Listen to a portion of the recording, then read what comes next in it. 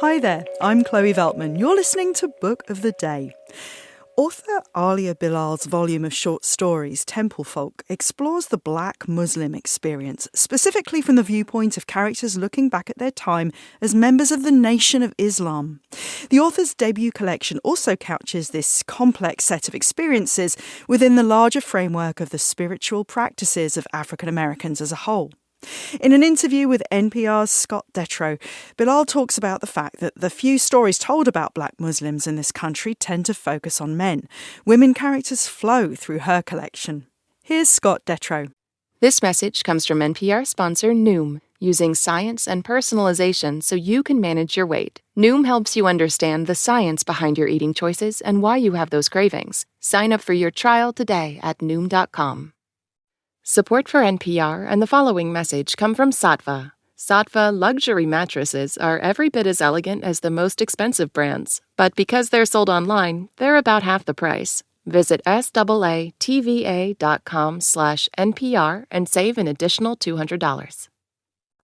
In her debut short story collection, Aaliyah Bilal writes about one particular community in the U.S. The community is a collection of African Americans who were once upon a time members of the Nation of Islam, though they have moved on to Sunni Orthodoxy.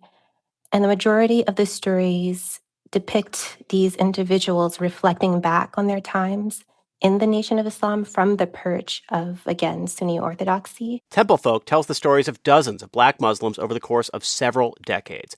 It tackles issues like freedom, love, and family in a way that Bilal says cuts through the biases many people have about her community. Quite understandably, when you mention the Nation of Islam, many people's first associations are with hate. And it was important for me to understand that that was, and I suppose remains, a facet of the Nation of Islam and its ideology. Though for the majority of the people that joined this movement, their primary motivations were not about hatred of others. I think that they brought a profound sense of personal need to the Nation of Islam that other organs in the culture were not addressing.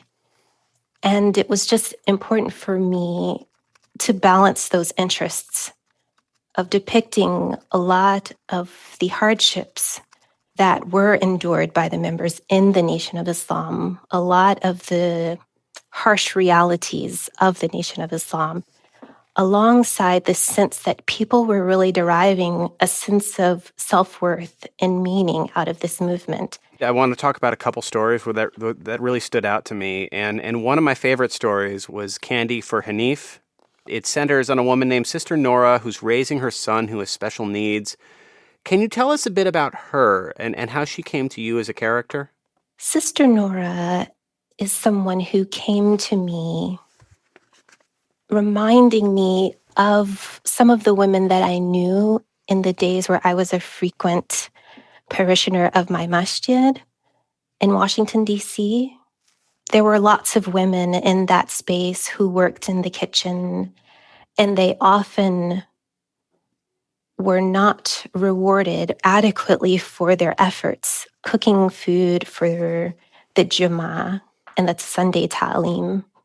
Their work was essential to the functioning and the joy that people derived from actually going. But I never saw them rewarded for their efforts.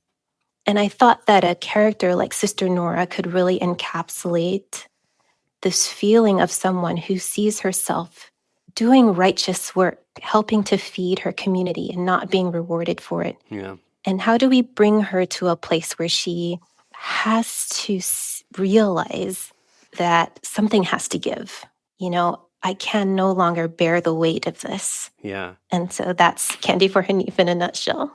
And in the story, they are being recognized and rewarded, and that experience kind of leads to this epiphany for her. And I think as you talk about that, it jumps out to me that even if these women aren't being fully acknowledged for the work they do, they find a community with each other, and all of them have real deep needs for community in their lives. Nora is taking care of her son, and another woman she works with takes care of her husband, and it feels like they're at home in this setting with each other, even if they're not being recognized by the broader community.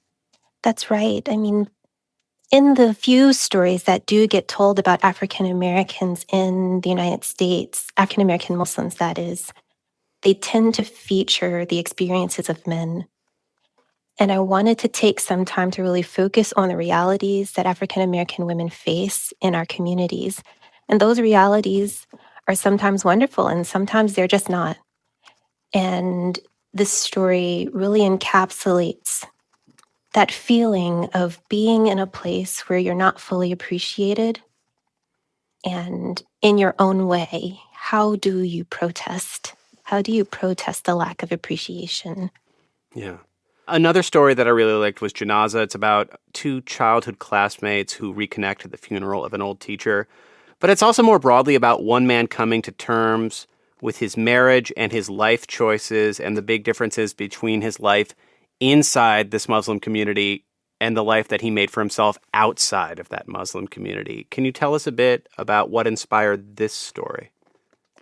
This story was inspired by some of what my family imparted to me about their experiences with abuse as students in the Nation of Islam school, the University of Islam.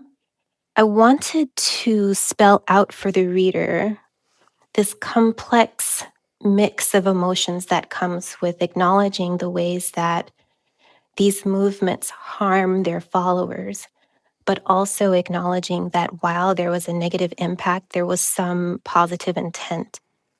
And so we have these two men who are confronting these memories and, sort of going back and forth about the virtues of this man who's died. Mm-hmm. He just has this mixed legacy that the two of them are contending with all these decades later. Yeah. And that as a microcosm of what the Nation of Islam meant to many people who left the movement. There are lots of people walking around today with scars, and they don't feel that they're able to really voice these things lest they appear to be disloyal to this movement that is so meaningful, not just to the current members, but to many sympathetic African Americans of various religious persuasions. And both of those two stories have a powerful theme of escape in them. Characters wrestling with tension about what they want to do versus what they should do, or what they want to do versus the fear of taking that step. And I felt it most powerfully in those two stories, but it's an undercurrent of the other stories in this collection as well. What draws you to that idea? Well, that idea really comes to the thesis behind the book, where I'm really asking questions not just of the Black Muslim experience, but wondering how it fits into this larger story of African American religion. If African American religion is truly about the project of freedom and advancing freedom in the lives of African American people, there are ways that each of our religious movements advance the cause of freedom. And there are other ways that they stifle freedom in the lives of individual people. Mm-hmm. And what must those individuals do but move on? And I am showing at various points people coming into an awareness that their place within this particular culture does or does not satisfy their own desire for freedom. And then how do they renegotiate their place within the religion? That's Aaliyah Bilal. Her short story collection is called Temple Folk. Thanks so much for your time. Thank you.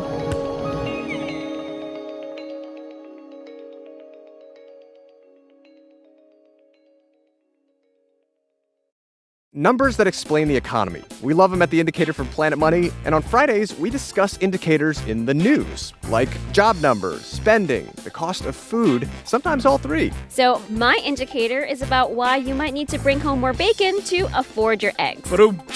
I'll be here all week. Wrap up your week and listen to The Indicator podcast from NPR. This message comes from NPR sponsor Capital One, offering their premium travel card, Venture X. Capital One, what's in your wallet? Details at CapitalOne.com.